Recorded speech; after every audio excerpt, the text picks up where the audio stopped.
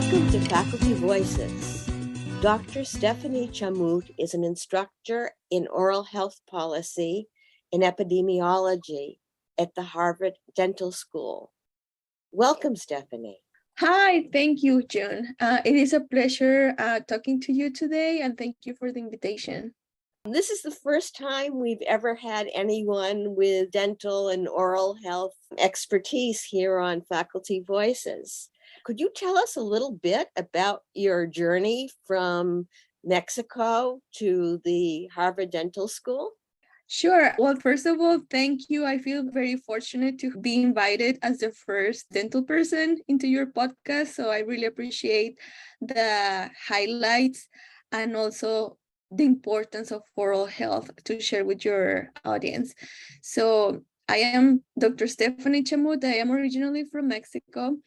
I embarked into dentistry because I was doing mission trips and I saw the need. That also sparked my interest into public health since the very beginning. But I was just doing dentistry and I wanted to do private practice. When I came to the US, I just came to learn English, and one opportunity led to another one, and it was very hard to let go. So after my prosthodontic training, I was doing an internship in a geriatric dental office, which allowed me to be exposed at older adults that are very vulnerable in hospitals and nursing homes, and seeing the neglect that this population faces allowed me to open my eyes and wanting to pursue a more structured public health training. So I pursued my dental public health residency and master's degree in dental public health and completed it at the National Institute of Dental and Craniofacial Research in the US.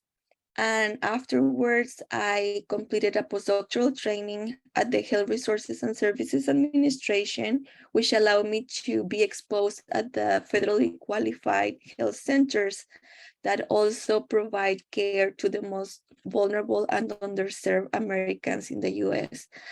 Afterwards, I also had the opportunity to work with the Pan American Health Organization in DC, which also works in oral health, and they were working in efforts towards older adults. So I developed a module for healthcare providers taking care for older adults that had no knowledge on dentistry. So what to look for in the mouth in order to make the proper referrals, because as you know, is essential to overall health and is the mirror to our health. So we speak, we eat, we smile, and we do pretty much everything with our mouth. So it's very important to keep it healthy. And one thing that I want to highlight is that all these experiences have led me to where I am today.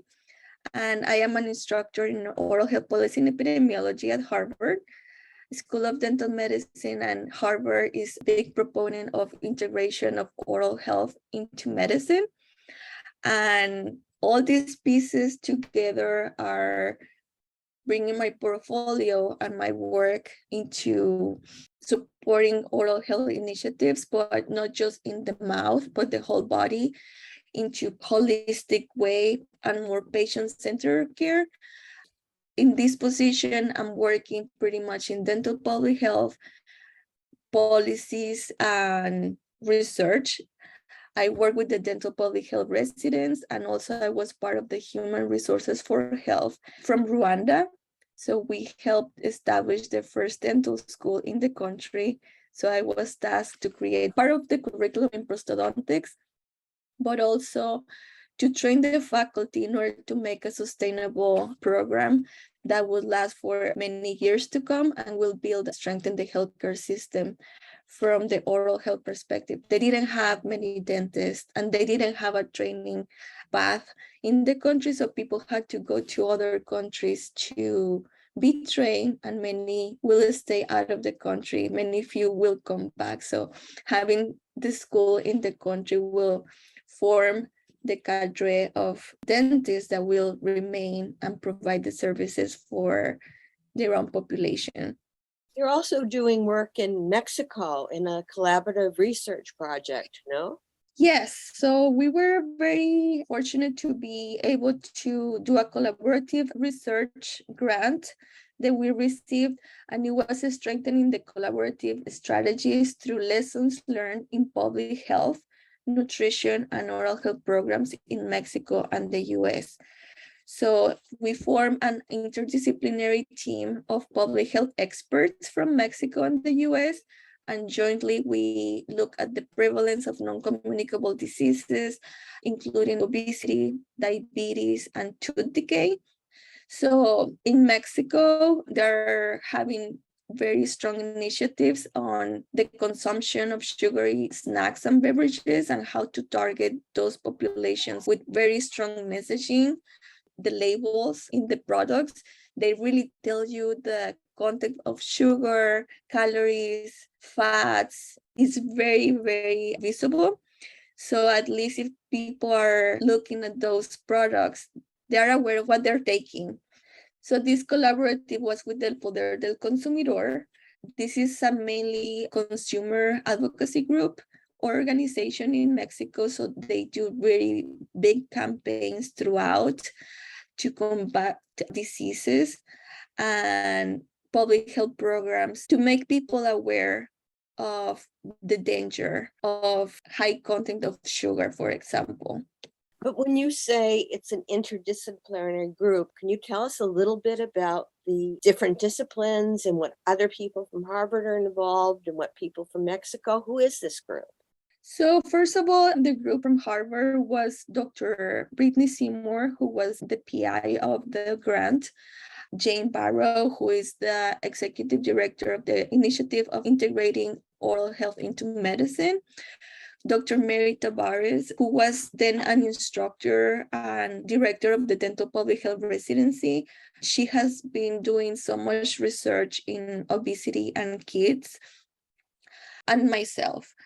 So from the Mexican side, we had Dr. Jaime Eldeson, who is a dentist by training, but he's a big advocate into public health and school-based programs, and is known internationally. The Mexican group from El Poder del Consumidor was Marisa McCarty and Rebecca Werner. And also we had another expert from UC Berkeley, Dr. Karen Sokol Gutierrez, who is a pediatrician by training, but she has been throughout her career very interested in integration of oral health into the whole body of pediatric kids. Now, there was a big meeting right before the pandemic. What was that meeting, and was that the last meeting that you've had? It was probably one of the last meetings that we had. We were very fortunate to be able to go to meet the team in person. So first they came to Boston. So we worked in the research and the initiatives that we wanted to plan accordingly. And then the team traveled to Mexico. We had big conference that we were sharing the lessons learned throughout the work that we did in Boston. So what are the lessons learned? So first of all, as I mentioned, Mexico is a big proponent of the taxes on these products, but also the big campaigns that they're doing, which is something that is missing in the US. The portion controls, the big hidden sugars that we find in many products in the US, and there are no labels. I had to learn, for example, with my training in public health, how to read the labels. Before that, it was very surprising to me. I thought that I was choosing healthy choices. But as I was taking these classes and I learned how to read the labels, I went to my pantry, and probably half of the items that I had hidden sugars that we don't think about. And when we're eating them or consuming them over and over, so the glucose and insulin levels go out of place, and they have many consequences in our health. But as normal people, with not training in health or public health or how to read the labels and like nutritional facts, it's very hard to understand how these marketed healthy choices that are really not healthy are really affecting our health in the long term. Like, for example, the cereals. There are many cereals that are targeted to reduce cholesterol or to have strawberries or you name it, like honey. But at the end of the day, if you read the labels, they have many added sugars that are not really healthy choice to be sustainable for healthy aging. So one thing that I have been working, and this was part of the initiative, in order to age well and have a healthy aging path, you have to take care of yourself every day, right? Because we are aging by the minute and we're aging since day one that we're born. So first, the choices that our parents choose for ourselves have a big impact. Like, for example, in Mexico, unfortunately, is a big consumer of sodas, and that is the culture. And the companies are really targeting underserved or vulnerable populations because the government sometimes allow them to market their products.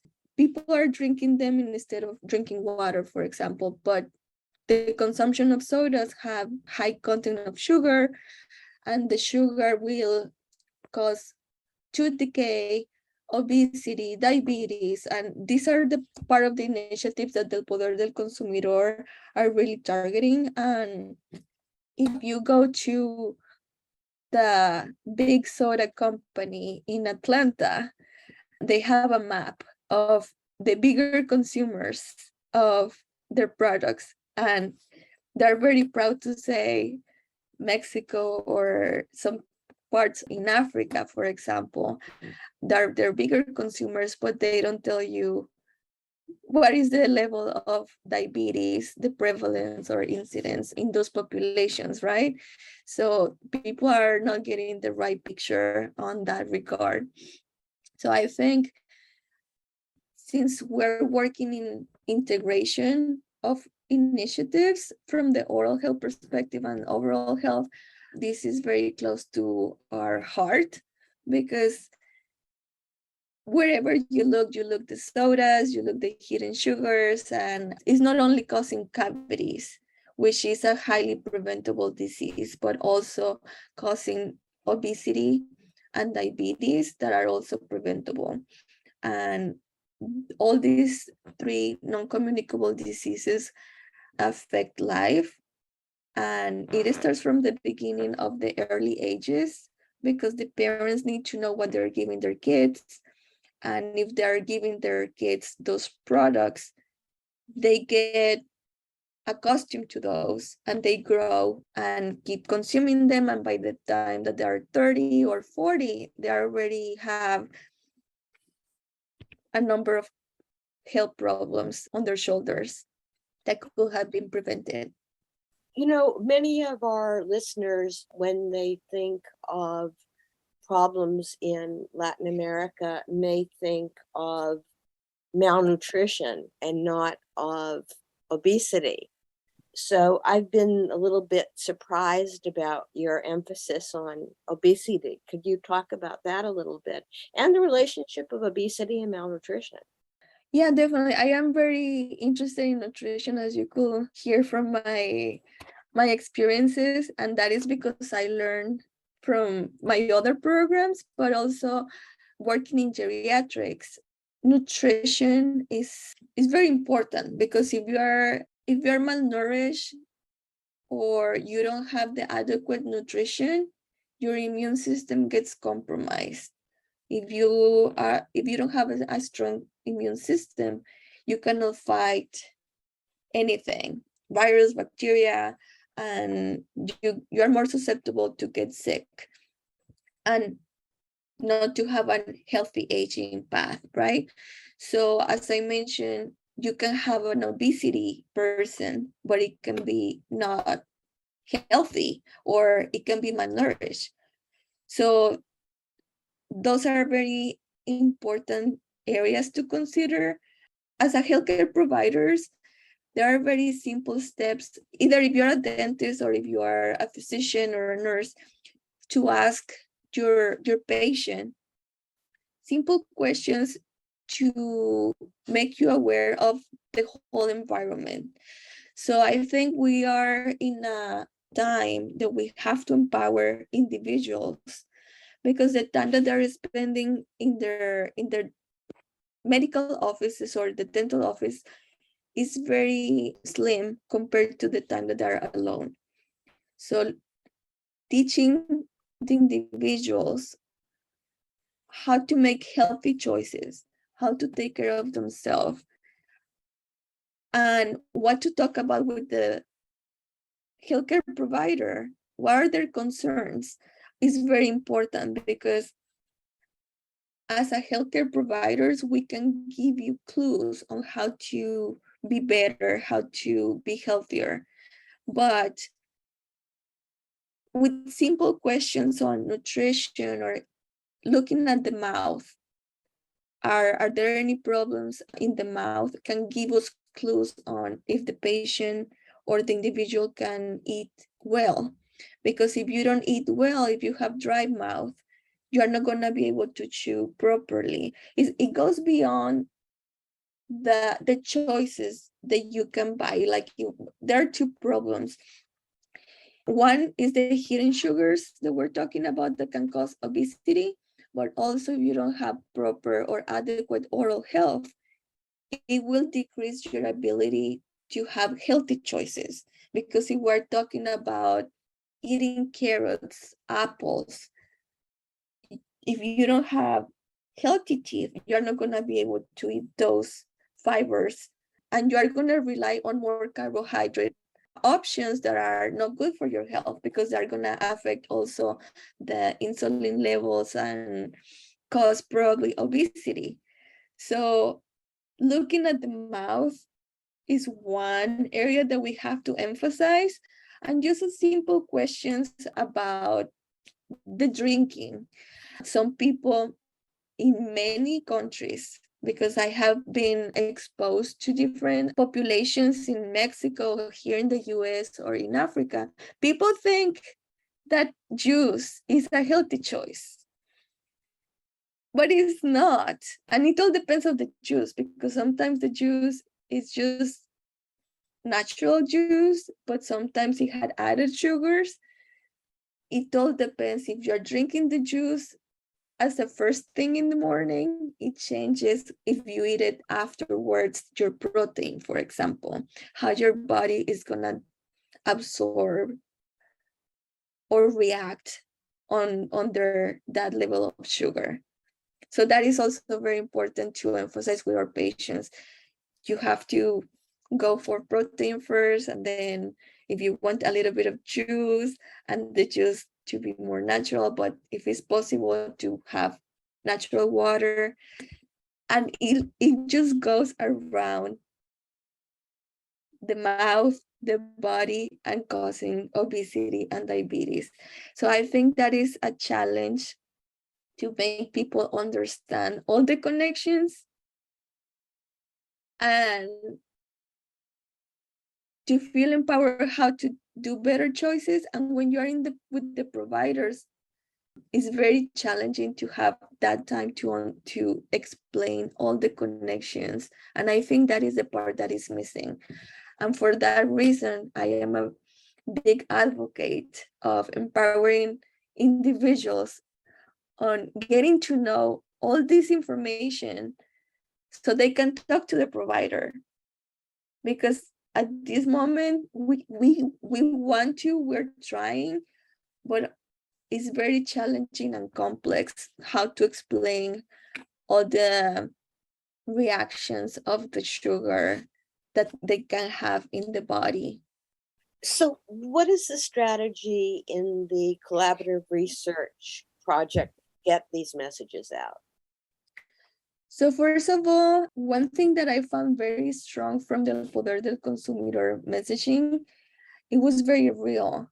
So their message was, like, for example, having a heart affected by the soda And so things that, like with tobacco, they started adding the pictures of the lung cancer, so people will be aware of what can happen. What you don't see, that it doesn't get affected like right away. It's very hard as a person to understand the side effects, or you can say, oh, it's not going to happen to me, right?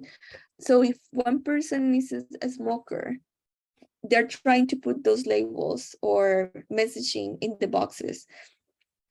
With the sugar, so they were trying to do a similar focus for people to understand how sugar can affect your body and all the consequences beyond just obesity.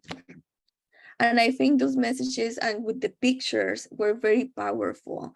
And I think I applaud to them, because it takes a lot of work first to simplify the concept and information, to put it in one picture, so when the people see it, it will resonate to them.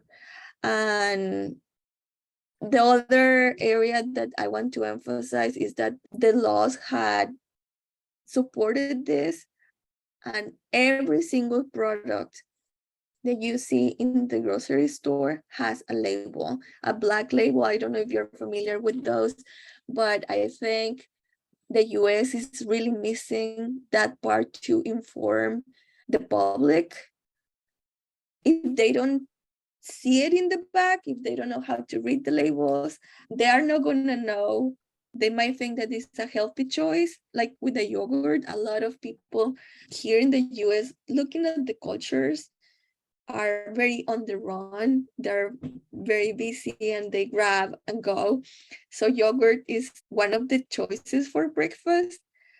And looking at how many good choices of yogurt are out there is very scary, because a lot of them have hidden sugars or other ingredients that are not good for your health, like carrageenan, that also cause inflammation in the body.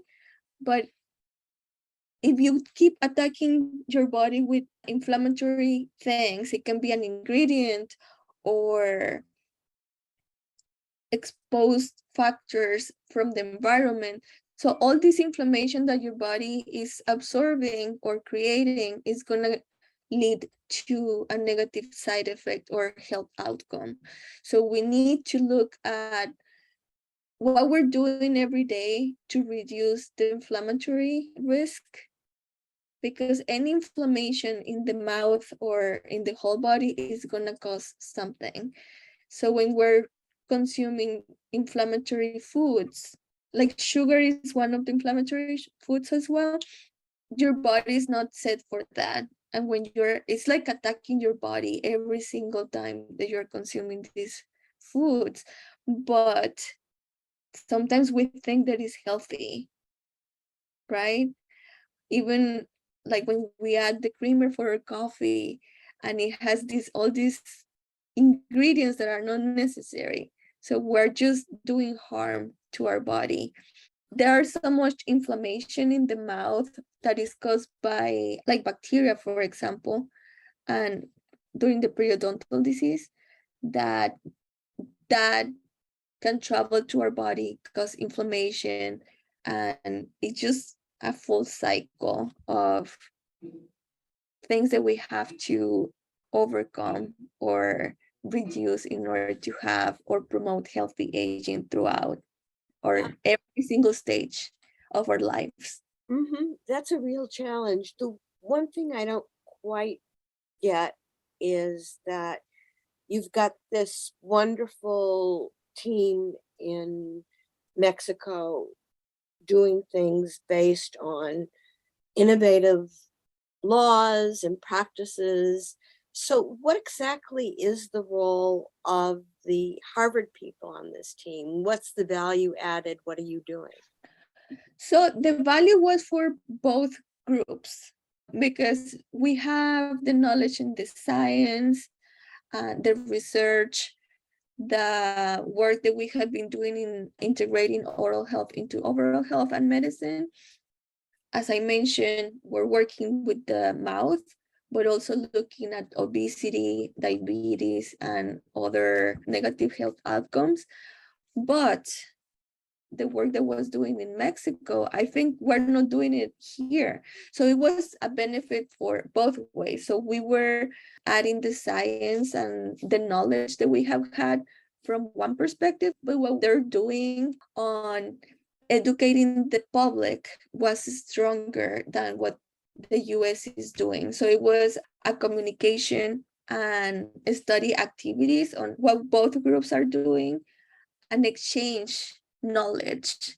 So we could bring some of that knowledge to our practices because we're more researcher, sciences, and practitioners, but they are more into the field. So what is going on? How can we change the laws and regulations to add, for example, the labels that are appropriate to be added into the products and things like that? And I think on that end, we're behind, unfortunately. We're working on it, but we're still behind. And the most interesting thing is that we're so close. Mexico and the US, we're so close. So we should learn from each other and not work so separately. But I think one of the challenge here in the US is that every state functions independently. So making rules, regulations, and is more cumbersome than when you look at implementing something in Mexico is as a whole. And I just learned also that Costa Rica works in the same way that Mexico. Everybody follows the same regulations, so it's easier and it's a little smaller, but I think that is part of the challenge here in the US. To conclude, could you catch up our listeners on exactly what are these innovative practices in Mexico? What does Mexico do that is different? So the innovative areas that I want to emphasize, one from the policy perspective, is that they're allowing these groups, they're being heard, they're working collaborative and implementing to educate the public. So they advocate and they make it happen. So for example, also they're adding the toothbrushing in schools, which that is also another initiative that helps to reduce the risk of developing tooth decay.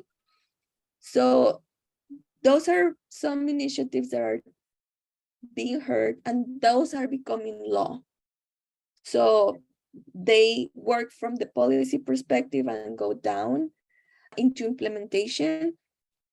Educating the public with the labels is also a very strong, because a lot of people have, for example, also high cholesterol. So those labels are helpful if they have to look at what they're consuming with their diet. So I think on that regard, working from the higher ups, from the policy perspective, going down to implementation, that is key. And I think here we're trying, but it's more challenging.